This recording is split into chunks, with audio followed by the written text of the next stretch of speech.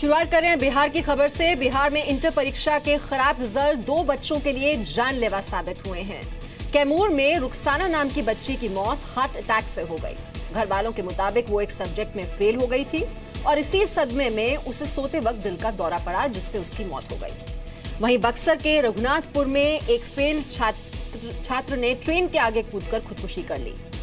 आपको बता दें कि इस साल बिहार में जो इंटर परीक्षा हुई उसमें 64% स्टूडेंट्स फेल हो गए।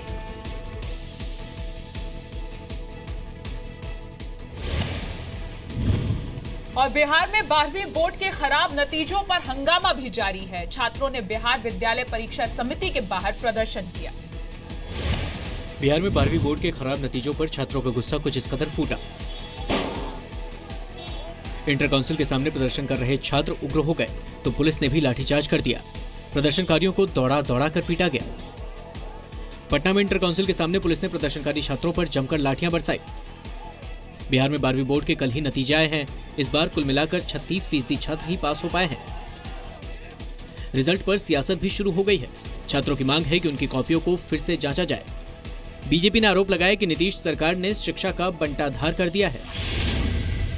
देखिए, रिजल्ट और यहाँ का लड़का पुअर नहीं है, यहाँ का स्कूलिंग जो है उसमें गिरावट आ गई।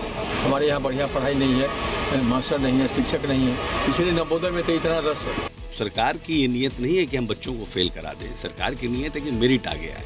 मेरिट जो पढ़ के जो लोग आते हैं आगे, उनको आगे आने का मौका मिले, प्रतिभा को आगे आने का मौका मिले। 12वीं की परीक्षा में विज्ञान में सिर्फ 30.11% छात्र पास हुए हैं। वहीं आर्ट्स में 37.13 और कॉमर्स में 73.76% छात्र पास हुए हैं। पिछले साल तीनों स्ट्रीम को मिलाकर 62.19% छात्र सफल हुए थे।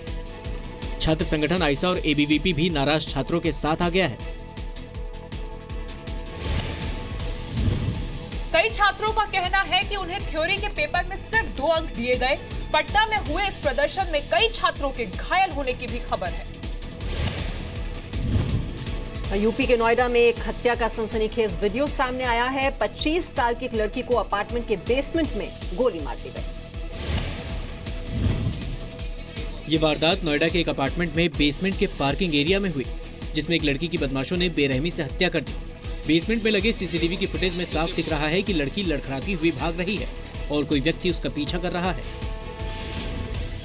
सीसीटीवी वीडियो फुटेज जो मिला है उसमें अंजलि यहां से भागकर आगे जाते हुए दिखाई दी है। सामने सीसीटीवी कैमरा है जिसकी वजह से ये वारदात पूरी तरह सीसीटीवी कैमरे में रिकॉर्ड हुई। लोगों का आरोप है कि पुलिस वारदात की सूचना देने के 3 घंटे बाद मौके पर पहुंची। पुलिस ने शव को पोस्टमार्टम के लिए भेज दिया है। शुरुआती जांच में पुलिस को यह मामला प्रेम प्रसंग का नजर आ रहा है। फोन आया था इनके फादर का कि वहाँ अनु कुछ हो गया है, अब देखो जाके। तो हम लोग यहाँ पे आए तो वहाँ ह्यूमिलिटी हुई थी। हमारी सोसाइटी में जो स्थिति है वो आप जानते हो कि किस तरह से जो लोग देखे भी होते हैं वो लोग प्राइमा फेसाई मना करने लगते हैं। लेकिन धीरे धीरे हम कहीं न कहीं से तथ्य जुटा लेते हैं और अब तक के प्रयास में हमें ये लगता है इस घटना का अनावरण हम अति शीघ्र कर दें। कत्ल की ये वारदात नोएडा के सेक्टर 62 में शताब्दी रेल विहार अपार्टमेंट में आज सुबह की है। मृतक लड़की का नाम अंजलि है, जो हरियाणा के यमुनानगर की रहने वाली थी। अंजलि एक फ्लैट में 6 लड़कियों के साथ रहती थी और नोएडा की निजी कंपनी में काम करती थी। सीसीटीवी फुटेज की क्वालिटी अच्छी न होने की वजह से आरोपी को पहचानना मुश्किल है। यूपी सरकार के प्रवक्ता श्रीकांत शर्मा ने कहा है कि दोषियों को बख्शा नहीं जाएगा और कड़ी कार्रवाई की जाएगी। दिल्ली के लेडी हार्डिंग अस्पताल में एक वार्ड बॉय पर एक नाबालिग लड़की से छेड़खानी का आरोप लगा है। पुलिस आरोपी को पकड़ने गई तो अस्पताल के स्टाफ ने हंगामा खड़ा कर दिया।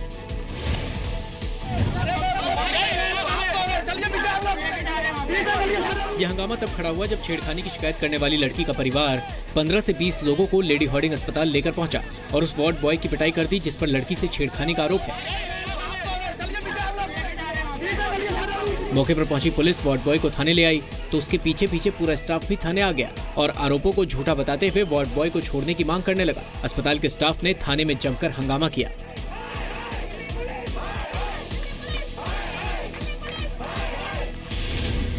उस समय तो पता ही नहीं चला कि क्यों मारा जा रहा है इसको, कौन बंदा है, क्योंकि इतनी भीड़ थी। जब हमने उसको भीड़ के अंदर घुस के उसको देखा तो हमें पता लगा कि वो हमारे यहाँ का स्टाफ है। जो ब्रदर है उससे कोई वर्जन नहीं लिया गया है, उसको पुलिस पकड़ के ले गई है। यहाँ उस लड़के के साथ मारपीट हुई, हरिराम स्टाफ नर्स है, वो भी यहाँ पे लेडी हार्डिंग मेडिकल कॉलेज में 8 बजे उसको मारा है। उसी टाइम पुलिस वाले उसको उठाकर ले गए। 15-20 लोग थे उसको मारने वाले, बुरी तरह से मारा है उसको। पुलिस के मुताबिक छेड़खानी की घटना 21 मई की है, जब लड़की का अस्पताल में कान का ऑपरेशन हुआ था। पुलिस के मुताबिक लड़की रात के वक्त वार्ड में अकेली थी, तब सोते वक्त वार्ड बॉय ने उससे गलत हरकत की थी। लड़की को आज चेकअप के लिए दोबारा अस्पताल जाना था, उसने मना कर दिया और इस हरकत का खुलासा हुआ।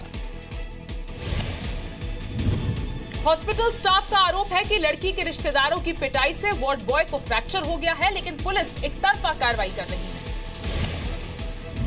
आम आदमी पार्टी के निलंबित विधायक कपिल मिश्रा को आज स्पीकर ने विधानसभा से बाहर निकाल दिया। वहीं बीजेपी ने दिल्ली सरकार के खिलाफ प्रदर्शन किया। दिल्ली की राजनीति में आज फिर सियासत गरमाई। दिल्ली बीजेपी के नेताओं ने सीएम केजरीवाल के घर के बाहर प्रदर्शन किया, तो दिल्ली विधानसभा के अंदर पूर्व मंत्री कपिल मिश्रा के साथ धक्का मुक्की की तस्वीरें दिखी। इसके बाद स्पीकर ने कपिल मिश्रा को सदन से बाहर निकलवा दिया। बीजेपी के नाराज कार्यकर्ता पानी की किल्लत के मुद्दे पर केजरीवाल के घर के बाहर प्रदर्शन कर रहे थे। वहीं कपिल मिश्रा सीएम केजरीवाल और उनके मंत्री सत्येंद्र जैन के खिलाफ लगे भ्रष्टाचार के आरोप की जांच की मांग कर रहे थे। कपिल मिश्रा ने आरोप लगाया कि उन्हें सदन के अंदर एएपी के विधायकों ने पीटा है और वो एक बार फिर केजरीवाल के खिलाफ खुलासा करने जा रहे हैं। 4-5 एमएलए थे जिन्होंने घेरा चारों तरफ से। सामने की तरफ मैंने मदन लाल जी को देखा जो कस्तूरबा नगर के हैं, और मैंने देखा कि मनीष सिसोदिया ने स्पेशल इशारा करके जर्नैल सिंह तिलक नगर को भेजा हमला कराने के लिए। मुझे लगता है कि बेहद मूर्खता वाली बात है। अगर इस तरीके के काम उन्होंने किए हैं उनको नहीं करनी चाहिए। सारी चीज़ कैमरा के अंदर है। ऐसा हो नहीं सकता कि आप उनका सर फोड़ दे कोई आदमी और सदन के बीच में ऐसा हो जाए।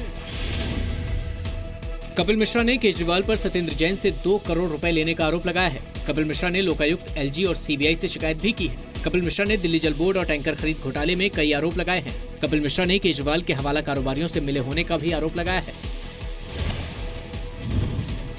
हाल ही में कपिल मिश्रा को केजरीवाल ने पहले मंत्री पद से हटाया और फिर पार्टी से निलंबित कर दिया था। अयोध्या के दौरे पर पहुंचे राज्य के सीएम योगी ने हनुमानगढ़ी और रामलला के दर्शन किए। संतों ने फैजाबाद का नाम बदलने की मांग की।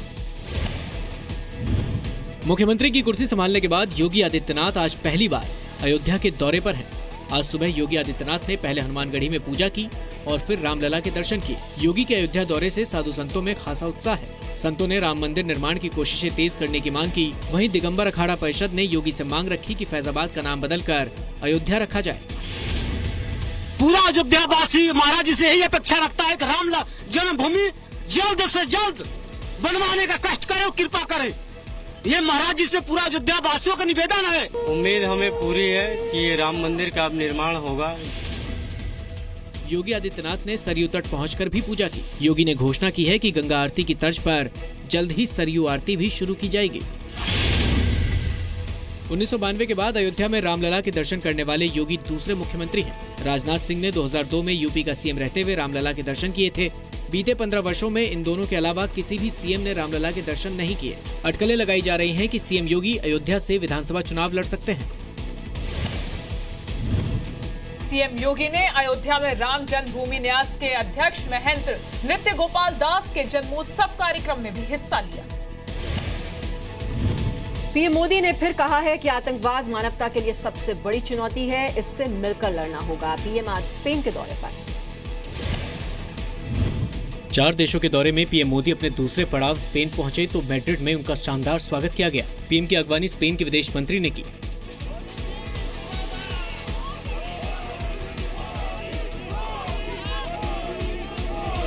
पीएम मोदी ने स्पेन के राष्ट्रपति मरियानो राजोय से मोंक्लोवा पैलेस के गार्डन में मुलाकात की। दोनों नेताओं ने गार्डन में काफी देर तक टहलते हुए भारत स्पेन के संबंधों की मजबूती पर चर्चा की। इसके बाद द्विपक्षीय चर्चा में भी संबंधों को मजबूत करने और आतंकवाद के खिलाफ लड़ाई में सहयोग बढ़ाने की बात कही गई। आतंकवाद मानवता सामने एक चुनौती है। स्पेन ने और भारत ने दोनों ने आतंकवाद के परिणाम देखे हैं, बहुत कुछ सहन किया है और आतंकवाद के खिलाफ लड़ाई लड़ने में राष्ट्रपति लोग बड़े ही मक्कम हैं। नरेंद्र मोदी 1988 के बाद स्पेन का दौरा करने वाले पहले भारतीय प्रधानमंत्री हैं। मोदी ने कहा भारत स्पेन के संबंध 60 साल से हैं। अब भारत के पीएम को यहाँ आने में वक्त नहीं लगेगा। पीएम ने स्पेन को भारत में स्मार्ट सिटी और इंफ्रास्ट्रक्चर के क्षेत्र में निवेश करने का न्योता दिया। मोदी के स्पेन कार्यक्रम में स्पेन के किंग से मुलाकात और बिजनेस लीडर्स के साथ बैठक भी शामिल है। पीएम मोदी आज स्पेन से रूस जाएंगे। मोदी का रूस दौरा 2 जून तक है। राष्ट्रपति पुतिन के साथ सेंट पीटर्सबर्ग में 18वीं भारत रूस एनुअल मीटिंग में वो हिस्सा लेंगे। मुंबई में कांग्रेस नेता और महाराष्ट्र सरकार के पूर्व मंत्री बाबा सिद्दीकी पर ईडी ने आज छापे मारे। ये छापे करीब 400 करोड़ के स्लम प्रोजेक्ट घोटाले में मारे गए हैं। प्रवर्तन निदेशालय ने मुंबई में बाबा सिद्दीकी के बांद्रा वाले घर समेत 5 ठिकानों पर एक साथ छापेमारी की। बाबा सिद्दीकी के करीबी सहयोगी बिल्डर रफीक मकबूल के ठिकानों पर भी ईडी ने छापे मारे। इस छानबीन में ईडी ने बाबा सिद्दीकी की कंपनी पिरामिड्स फंड्स के वित्तीय लेन देन से जुड़े कागजात भी कब्जे में ले लिए। ये छापेमारी मुंबई के स्लम एरिया में एसआरए प्रोजेक्ट के तहत हुए घोटाले से जुड़ा हुआ है। आरोप है कि बाबा सिद्दीकी की शह पर रफीक मकबूल ने फर्जी दस्तावेज बनाकर एसआरए में फायदा उठाया। इस मामले में मनी लॉन्ड्रिंग के भी आरोप हैं। छापेमारी में बिल्डर की कंपनी से बाबा सिद्दीकी की कंपनी में पैसे ट्रांसफर होने के दस्तावेज मिलने की भी बात कही जा रही है। बाबा सिद्दीकी महाराष्ट्र की कांग्रेस एनसीपी सरकार में मंत्री रह चुके हैं। बाबा सिद्दीकी मुंबई की बांद्रा पश्चिम सीट से लगातार 3 बार विधायक रह चुके हैं। बाबा सिद्दीकी बॉलीवुड सेलिब्रिटी को पार्टियां देने की वजह से भी सुर्खियों में रहते हैं। मुंबई के बांद्रा में नियम के मुताबिक किसी प्लांट को डेवलप करने के पहले उसका एक हिस्सा स्लम को लोगों को बनाकर देना था, लेकिन ऐसा नहीं हुआ। इसी में घोटाला हुआ था। अफगानिस्तान की राजधानी काबुल में आज सुबह बड़े कार धमाके में 80 लोगों की मौत हो गई। 350 से ज्यादा लोग घायल हुए। काबुल में यह धमाका वजीर अकबर खान इलाके में जर्मनी के दूतावास के बाहर एक कार में हुआ। वजीर अकबर खान काबुल का हाई सिक्योरिटी जोन है, जहां अमेरिका, भारत समेत कई देशों के दूतावास हैं। धमाके के बाद अफरा तफरी मच गई। काले धुएं का गुब्बारा आसमान में दूर तक दिखाई दिया। धमाका इतना जोरदार था कि मौके से थोड़ी ही दूरी पर भारतीय दूतावास की खिड़कियों के भी शीशे चटक गए, लेकिन भारतीय दूतावास के सभी कर्मचारी सुरक्षित हैं। विदेश मंत्री सुषमा स्वराज ने खुद ट्वीट करके खबर दी। भगवान की कृपा से भारतीय दूतावास और कर्मचारी सुरक्षित हैं। The explosion, according to our sources, was targeting also a convoy of the foreign troops that they have been stationed in Afghanistan, but unfortunately also the maximum casualties were the civilian. धमाके के बाद पूरे इलाके को national security force के हवाले कर दिया गया है। पूरे काबुल में सर्च ऑपरेशन चलाया जा रहा है। तालिबान ने पिछले महीने धमकी दी थी कि वो विदेशी सैनिकों को निशाना बनाकर हमला करेगा। अफगानिस्तान में शनिवार को तालिबान ने कई धमाके किए थे, जिनमें 50 लोग मारे गए थे। मार्च 2016 में भी जलालाबाद में भारतीय वाणिज्य दूतावास के पास धमाके हुए थे। जलालाबाद धमाके में 7 लोग मारे गए थे। सुरक्षा बलों ने 6 आतंकियों को मार गिराया था। स्पेन दौरे पर गए प्रधानमंत्री मोदी ने भी धमाके की कड़ी निंदा करते हुए आतंक के खिलाफ दुनिया से एकजुट होने की बात कही। पाकिस्तान को अपना सच सुनना पसंद नहीं है। टीवी प्रोग्राम में एक लड़की ने जब पाकिस्तान को उसकी हकीकत बताई तो टीवी का एंकर भड़क गया। तो दिल से एक ही आवाज निकलती है कि मेरी आवाज जमाने की सदा नहीं है और एक ही शख्स को पुकार। पाकिस्तान की हकीकत का ये वीडियो सोशल मीडिया पर तेजी से वायरल हो रहा है। ये पाकिस्तान के प्राइवेट चैनल का विशेष कार्यक्रम था, जिसमें एक लड़की ने अपनी नज्म पढ़नी शुरू की।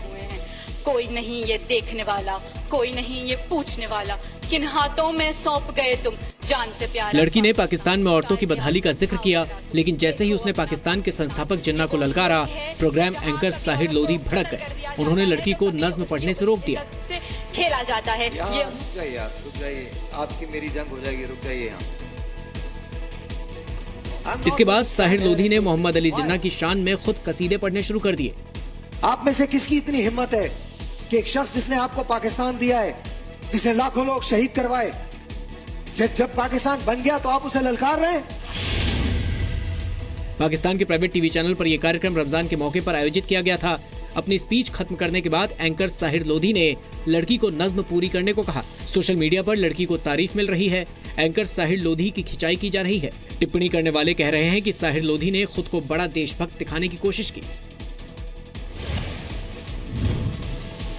साहिर लोधी पाकिस्तान के मशहूर टीवी एंकर हैं, लेकिन सोशल मीडिया पर आरोप लग रहे हैं कि लड़की को रोकने और जिन्ना का गुणगान करने का ये ड्रामा उन्होंने सिर्फ पब्लिसिटी के लिए किया।